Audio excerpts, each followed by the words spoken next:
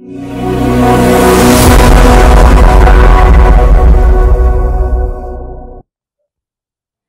वालेकुम dear students, कैसे हैं आप सब? My name is Alam Rabbani and I am your teacher of social studies for grade 5। बच्चों, हम पढ़ रहे थे chapter number 3 life in desert and forest regions, और आज हमने पढ़ना है मजीद कुछ इक्वेटोरियल फॉरेस्ट के बारे में और टेम्परेट फॉरेस्ट के बारे में। तो चलिए शुरू करते हैं।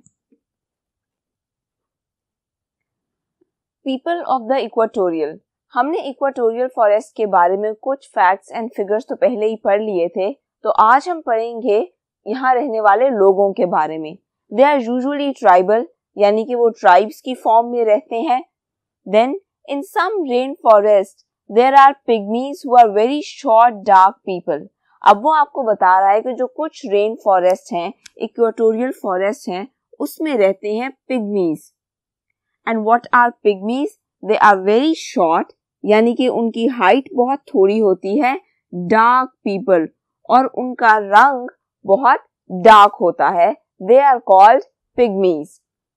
People living in these forest are very good hunters, यानी कि यहाँ पे रहने वाले जो लोग होते हैं वो बहुत अच्छे शिकारी होते हैं। They are very good hunters, क्योंकि ऑब्वियसली ये थिक फॉरेस्ट हैं, यहाँ पे प्लांट्स बहुत ज्यादा होते हैं और उसी वजह से यहाँ पे एनिमल्स भी बहुत ज्यादा होते हैं।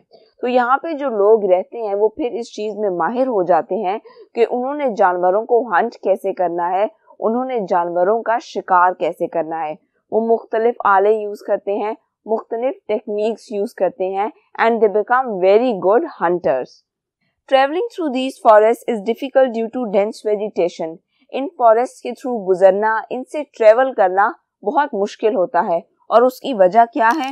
उसकी वजह है डेंस वेजिटेशन, यानी कि वही बात हो गई थिक फॉरेस्ट। प्लांट्स बहुत ज्यादा है, ट्रीज बहुत ज्यादा है, वेजिटेशन बहुत ज्यादा है, जिसकी वजह से गुजरना, रास्ता बनाना, ये काम बहुत ज्यादा मुश्किल हो जाता है। देयर इज डेंस वेजिटेशन, यानी कि घनी वेजिटेशन, बहुत ज्यादा प्लांट्स का होना, इसको हम कहते हैं डेंस वेजिटेशन होना। तो डेंस वेजिटेशन की वजह से traveling through these forests becomes very difficult for people. There is great difficulty in clearing land for cultivation. अब अगर आपने वहां पे कल्टीवेशन करनी है, आपने वहां पे कुछ ग्रो करना है, या अगर आपने वहां पे कुछ बनाना भी है, तो उसके लिए भी बहुत मुश्किल होता है इन क्लियरिंग लैंड। क्यों मुश्किल होता है? अगेन डेंस वेजिटेशन, प्लांट्स बहुत ज्यादा है, ट्रीज बहुत ज्यादा है। अगर कटिंग की भी जाती है तो ट्रीज जमीन पर नहीं गिरते, बल्कि साथ वाले ट्रीज में अड़ जाते हैं, फंस जाते हैं। उस वजह से ये बहुत मुश्किल हो जाता है कि पहले आप उन ट्रीज को साथ वाले ट्रीज से रिमूव करो, फिर उनको किसी और जगह ट्रांसपोर्ट करो, पहले वहां पे मशीनरी लाई जाती होगी, ट्रीज कट किए जाते होंगे। तो ये सारा जो प्रोसेस है वो बहुत ही हेक्टिक हो जाता है, क्योंकि अगर आपने किसी जगह जाकर कटिंग करनी भी है तो वहां तक सामान लेकर जाना भी is not an easy job. इसीलिए वो आपसे कह रहा है कि अगर इन फॉरेस्ट में आपने किसी जगह कल्टीवेशन करनी हो या थोड़ा बहुत कोई और भी काम करना हो, तो वो बहुत ही मुश्किल हो जाता है due to dense vegetation and due to a lot of trees. अब हम बात कर लेते हैं टेम्परेट फॉरेस्ट की। और बच्चों, जैसे जैसे मैं आपको टेम्परेट फॉरेस्ट पढ़ाती जाऊंगी, आपने ये चीज ध्यान में रखनी है कि आपने कंपैरिजन करना है इक्वेटोरियल फॉरेस्ट का और टेम्परेट फॉरेस्ट का, कि ये दोनों फॉरेस्ट की जो वैरायटीज हैं वो एक दूसरे से मुख्तलिफ कैसे हैं। सो लोकेशंस के ये फॉरेस्ट कहाँ कहाँ पाए जाते हैं? नॉर्थ अमेरिकन कंट्रीज में, then in a large part of Europe, and in North Asia and North East Asia. तो आप इन लोकेशंस का कंपैरिजन कर सकते हो कि इक्वेटोरियल फॉरेस्ट की लोकेशंस क्या थी और टेम्परेट फॉरेस्ट की लोकेशंस क्या हैं। These areas are quite cold, यानी कि यहाँ पे बहुत ज्यादा ठंड होती है। They are quite cold. Equatorial forest के बारे में हमने क्या पढ़ा था कि वहाँ पे टेम्परेचर बहुत ज्यादा होता है, रेनफॉल भी बहुत ज्यादा होती है। टेम्परेट फॉरेस्ट के बारे में हम पढ़ रहे हैं that these areas are quite cold, यानी कि यहाँ पे ठंड बहुत ज्यादा होती है। Forests here are either coniferous or alpine. और यहाँ पे इन रीजन्स में जो ज्यादातर फॉरेस्ट पाए जाते हैं वो कौन से होते हैं? दे आर ईदर कॉनिफेरस और दे आर एल्पाइन। अब हम कॉनिफेरस फॉरेस्ट की पहले बात कर लेते हैं। Most of the trees are conifers. Conifers is a type of trees. अगर आपने ये देखना है कि ये कौन सी टाइप है तो आप अपनी स्क्रीन पर इनकी पिक्चर देख सकते हो, आपको बेहतर तरीके से आइडिया हो जाएगा कि ये कौन से ट्रीज होते हैं। तो कॉनिफेरस फॉरेस्ट में ज्यादातर ट्रीज कौन से होते हैं? They are conifers. Then usually very tall, यानी कि इनकी हाइट बहुत ज्यादा होती है। Have narrow needle like leaves and bear cone shaped fruits. इसके अलावा इनके जो लीव्स होते हैं दे आर नैरो, मतलब कि वो ब्रॉड नहीं होते बल्कि नैरो होते हैं। नीडल लाइक, जैसे सुइयां होती हैं वैसे। नीडल लाइक लीव्स, इनके नीडल लाइक लीव्स होते हैं। And bear cone shaped fruits, और इन पे जो फ्रूट्स लगते हैं वो कोन शेप्ड होते हैं। आपने अक्सर कोन्स देखी भी होंगी, उनका जिक्र भी सुना होगा। डेकोरेशन के लिए भी कोन्स यूज की जाती हैं। तो वो कहाँ पे ग्रो करती हैं? वो ग्रो करती हैं कॉनिफर्स पे, कॉनिफर ट्रीज पे। इसलिए हम उनको कॉनिफर्स कहते हैं, उनको कोन्स को हम कोन्स कहते हैं, और जहाँ ये ग्रो करते हैं उनको कॉनिफरस ट्रीज कहते हैं। तो इनके लीव्स कैसे होते हैं? Narrow needle like leaves and cone shaped fruits. Trees grow on hilly slopes, their long roots keep them from falling over. Trees grow कहाँ करते हैं? ज्यादातर हिली स्लोप्स पे, यानी कि जो माउंटेन्स की या हिल्स की, पहाड़ों की ढलवान होती है, जो स्लोपी एरिया होता है उनका, वहां पे ज्यादातर ये ट्रीज ग्रो करते हैं। Their long roots keep them from falling over. इसके अलावा उनकी रूट्स जो हैं वो लॉन्ग होती हैं, लंबी होती हैं। वजह? Keep them from falling over, ताकि वो ट्रीज गिर ना जाएं। आप खुद सोचो कि अगर एक चीज स्लोप पर ग्रो कर रही है, for an example this is a slope, और इस पे कोई ट्री ग्रो कर रहा है तो उसको गिरने का खतरा तो होगा। तो इसीलिए इन ट्रीज की जो रूट्स हैं वो बहुत अंदर तक जाती हैं जमीन के, वो बहुत लॉन्ग होती हैं ताकि ये ट्रीज गिर ना जाएं, वो उनको मजबूती से पकड़े रखती हैं।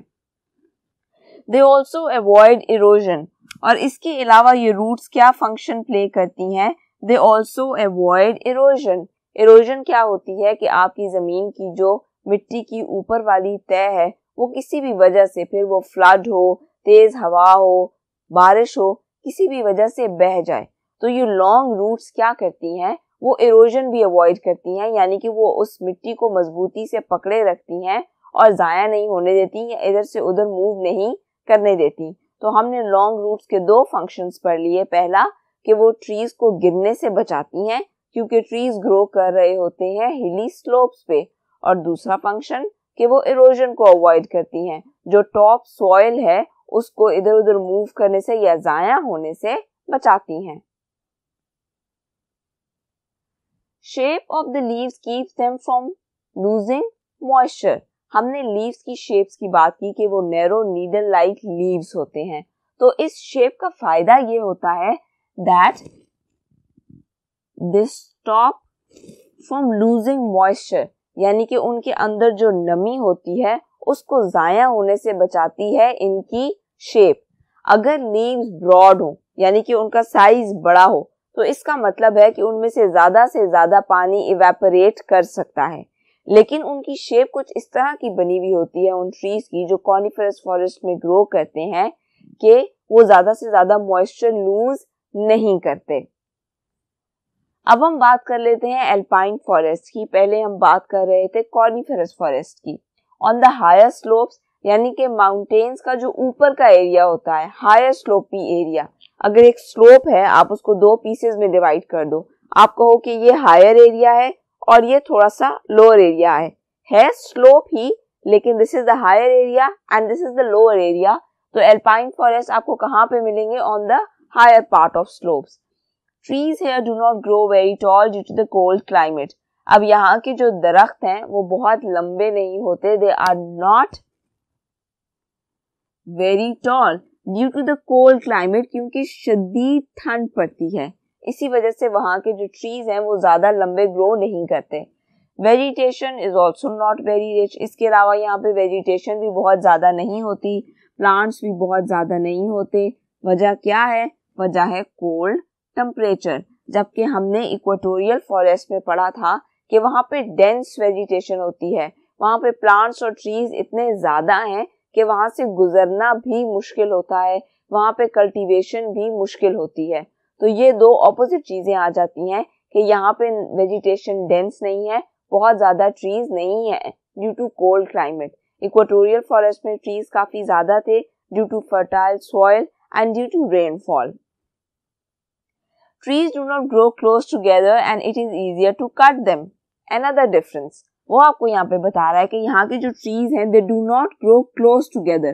वो एक दूसरे के बहुत नजदीक grow नहीं करते and it is easier to cut them. और उनको काटना easy होता है, आसान होता है। इक्वेटोरियल फॉरेस्ट में हमने क्या पढ़ा था? ट्रीज को काटना मुश्किल होता है क्योंकि ट्रीज एक दूसरे के इतने करीब ग्रो करते हैं कि अगर आप किसी एक ट्री को चॉप डाउन करते भी हो तो वो जमीन पर नहीं गिरता बल्कि साथ वाले दरख्तों में अड़ जाता है, रेस्ट कर लेता है। Now let's talk about the conditions during winters in these regions. Thick snow on the ground. Ground पर बहुत ज़्यादा snow होती है. There is thick snow. A thick layer of snow क्योंकि बर्फबारी होती है, टेम्परेचर बहुत लो होता है। Rivers and lakes freeze over. वहाँ पे जो lakes हैं, rivers हैं, दरिया हैं, they freeze over. वो जम जाते हैं क्योंकि उनमें क्या होता है? उनमें पानी होता है और जब लो टेम्परेचर जाता है तो एक पॉइंट आता है जहाँ पे पानी बर्फ में तब्दील हो जाता है। यूज ऑफ स्कीज और लार्ज स्नो शूज। अब यहाँ पे रहने वाले लोगों को फिर क्या यूज करना पड़ता है? स्कीज, जो कि काइंड ऑफ प्लेट्स होती हैं, अपने पाँव पर लगाकर आप बर्फ पर उनसे खेल सकते हो। एंड लार्ज स्नो शूज या फिर बड़े बड़े स्नो शूज जिनको पहनकर आप स्नो में मूव कर सको। आप स्कीज की पिक्चर अपनी स्क्रीन पर देख सकते हो ताकि आपको बेहतर तरीके से समझ लग जाए that what are skis. It is also a kind of a sport जो ठंडे इलाकों में लोग रहते हैं उनके लिए ये एक तरह का लेजर टाइम एक्टिविटी है। Use of tractors and ploughs to remove snow. इतनी ज़्यादा बर्फबारी होती है, इतनी ज़्यादा स्नो पड़ती है कि उसको रिमूव करने के लिए, रास्ते से हटाने के लिए या रास्ते साफ करने के लिए वहाँ के लोगों को यूज करने पड़ते हैं ट्रैक्टर्स या फिर ploughs. So what we talk, thick snow on the ground. Ground पे बहुत ज़्यादा स्नो होती है। रिवर्स एंड लेक्स फ्रीज, दरिया भी जम जाते हैं और क्योंकि फिर वहाँ पे रहने वाले लोगों ने अपनी आसानी देखनी होती है इसलिए वो यूज करते हैं स्कीज का या लार्ज स्नो शूज का। Animals have thick coats of fur. अब यहाँ पे रहने वाले जो जानवर हैं, they have got thick coats of fur. उनकी जो खाल है, उनकी जो फर है वो बहुत मोटी होती है। देखो बच्चों, हर इलाके में उस इलाके के मौसम के मुताबिक चीजें होती हैं। तो अगर किसी जगह बहुत स्नो पड़ती है, बहुत ठंड पड़ती है, तो ये ऑटोमेटिकली होगा कि वहाँ पे रहने वाले जो जानवर हैं उनकी खाल मोटी होगी। जैसे हम इंसान करते हैं, अगर शदीद ठंड पड़ रही है तो हम कोट पहनेंगे, जर्सीज पहनेंगे, जैकेट्स पहनेंगे खुद को प्रोटेक्ट करने के लिए। लेकिन जानवर अब कपड़े तो नहीं पहन सकते, इसलिए कुदरती तौर पे अल्लाह की तरफ से उनकी जो खाल है, उनका जो फर है वो इतना मोटा होता है कि उनको ठंड नहीं लगती। A variety of migratory birds. Migrate करना कहते हैं एक जगह से दूसरी जगह मूव करना। तो जब इन रीजन्स में इतनी शदीद ठंड पड़ने लग जाती है कि खाने पीने की चीजें भी जम जाती हैं, पानी भी जम जाता है, तो जो वहाँ के बर्ड्स हैं वो माइग्रेट कर जाते हैं, यानी कि वार्म एरियाज की तरफ मूव कर जाते हैं, फ्लाई कर जाते हैं। Some of the larger animals are hunted or trapped for their fur. अब जो बड़े बड़े जानवर हैं जिनके फर बहुत मोटे होते हैं, खालें बहुत मोटी होती हैं, they are hunted यानी कि उनका शिकार किया जाता है, और trapped या उन्हें फंसाया जाता है किसी न किसी ट्रैप में फॉर देयर फर, उनकी खाल के लिए, उनकी फर के लिए। Best furs are sold at very high prices. और ऐसा क्यों होता है? क्योंकि जो फर है उसकी प्राइस बहुत ज़्यादा होती है, वो बहुत महंगी प्राइस पे बेची जाती हैं, और जो सबसे अच्छी फर है वो उतनी ही ज़्यादा महंगी होती है। Fewer animals are now being hunted because there are laws to protect wildlife species. लेकिन वक्त के साथ साथ जब बहुत ज़्यादा इन जानवरों का शिकार किए जाने लगा तो फिर लॉज बनाए गए। किस चीज़ के लॉज बनाए गए? To protect wild life species, कि इन इलाकों में रहने वाले जो जानवर हैं उनकी हिफाजत की जाए, इन वाइल्ड लाइफ स्पीशीज की हिफाजत की जाए। इसलिए प्रॉपर लॉज बनाए गए कि आप इनका शिकार नहीं कर सकते। बहुत से लोग इस चीज़ के भी खिलाफ हैं कि ये जो फर्ज की खातिर, इनकी खालों की खातिर इन्हें मारा जाता है, हंट किया जाता है या ट्रैप किया जाता है, ये भी टोटली गलत है and it is against animal rights. तो बच्चों, यहाँ पे हमारा ये चैप्टर ख़त्म होता है। अगले लेक्चर में हम करेंगे क्वेश्चंस एंड आंसर्स। अपना और अपनी फैमिली का बहुत सा ख्याल रखिएगा। अल्लाह हाफिज़।